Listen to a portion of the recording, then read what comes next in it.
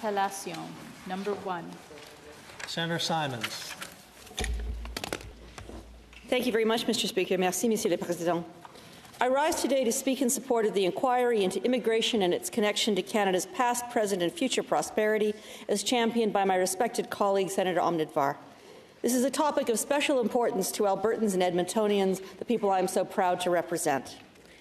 Edmonton likes to call itself Festival City, but to me there is no one festival that better exemplifies Edmonton than our 3-day Heritage Festival. Each August, hundreds of thousands of Edmontonians flock to Horilac Park in the heart of Edmonton's lush Green River Valley to celebrate the dance, the music, the handicrafts, and the food of their root cultures. Last year, there were 70 separate pavilions in the park representing more than 100 different home countries and cultures, places as diverse as Mongolia, Peru, Zimbabwe, Iran, and Australia. Where else in the world can you nibble a hot, crisp Afghani bolani fresh off the grill, washed down with a Liberian pineapple ginger beer while you watch a K-pop dance routine? I am not a religious person, but sometimes when I am at the festival, I have moments that feel almost numinous. When I see a picnic table full of grannies in bright fuchsia and emerald saris tucking into plates of pierogies topped high with sour cream. When I see the kids who are volunteering at the Jamaican Pavilion come running across the grass, laughing to see their friends' faces freckled, sugar-dappled, with the white icing powder that's wafted off their giant Croatian donuts. When I lie back on the grass to digest all the Filipino pancit I've eaten, close my eyes, and hear the bright, sharp salsa music from the Guatemala Pavilion mingle with the pounding sound of the Irish step dancers on the other side of the hill. In those moments, Horilac Park is my temple, the sacred space where I can savor the beauty, the flavor, the richness, the diversity of modern multicultural Edmonton at its best. For me, the festival is the place that puts the cosmos in cosmopolitan. Many Edmontonians, like me, are the children or grandchildren of immigrants. But immigration continues to build and enhance our deliciously polyglot city. Indeed, immigrants are one of the most vital driving forces in our economy in 2020. According to Statistics Canada, more than 1/4 of Edmonton's entire workforce is made up of immigrants, and in some economic sectors the numbers are far higher. 31% of hospital workers, from custodians to doctors in Edmonton, are immigrants.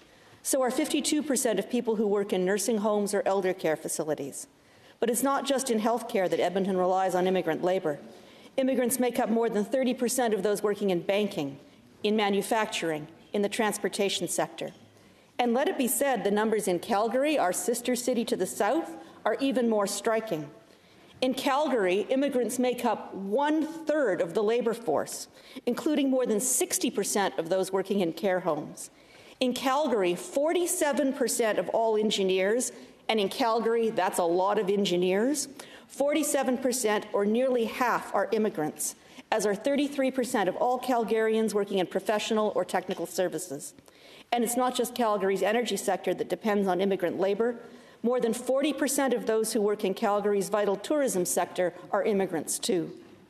In short, in Alberta, our hospitals, our banks, our universities, our hotels, our restaurants, and our cannabis greenhouses, and our energy industry could not run without the talent and enterprise and dedication of new or new-ish Canadians. For years, Edmonton and Calgary, booming economies with functional full employment but relatively affordable housing, were able to attract immigrants without tremendous effort. Even if newcomers didn't land in Alberta, they often made their way there, drawn by economic or social opportunity. But today, Alberta's economy is facing serious challenges, which look even more dire this week with the collapse of world oil prices, which fell by 25% on Monday, leaving Albertans reeling and in shock. Unemployment rates are climbing. Our streets no longer seem paved with gold. And yet, perhaps ironically, now is when we in Alberta need immigrants more than ever. In these tough times, Alberta needs tough people, adventurous people, courageous people. We need immigrant workers, but more than that, we need immigrant skill and talent, immigrant capital, immigrant investment, and immigrant entrepreneurship. As Edmonton and Calgary struggle to adjust to new fiscal realities and new global imperatives, it is essential that Alberta and its major cities, as well as its many smaller communities, have the capacity to attract newcomers who can help to support, expand, and diversify our economy. whether they be Dutch-born farmers opening greenhouses in Lacombe, Syrian-born soap makers launching a new line of skincare products in Calgary, or Iranian-born engineers pioneering new forms of telecommunications in Edmonton. Despite Edmonton's current 8% unemployment rate, the city faces labour shortages in certain key areas. And at the same time, Edmonton's workforce is aging. Even though Edmonton has the lowest median age of any major city in Canada, its percentage of workers under the age of 55 is still in decline. Edmonton's entrepreneurs and small business owners are aging too. According to Statistics Canada, 36% of those in Edmonton who identify as self-employed are over the age of 55. Stats Can estimates that some 23,000 Edmonton business owners will be heading into retirement in the near future.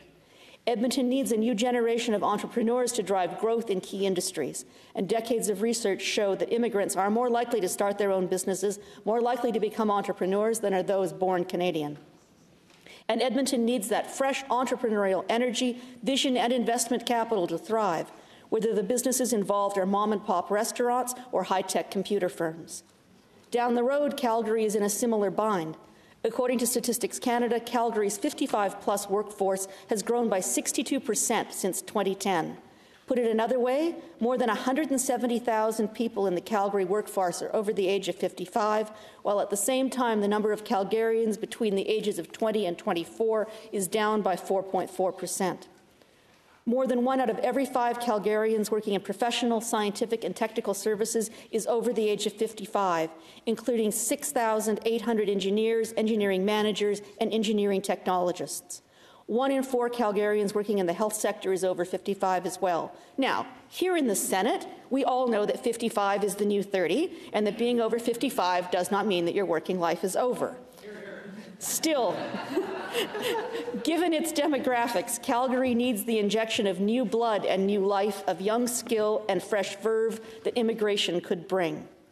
So at this time of crisis in Alberta, we badly need a national immigration strategy that doesn't just focus on the big cities like Toronto, Montreal, and Vancouver. We need a national immigration strategy that supports provinces across the country, including Alberta, in attracting and retaining the newcomers they need to grow and succeed. A strategy that helps newcomers to make the most of their training and talent, and that recognizes their education and credentials. Here's some examples of what that might mean in Alberta.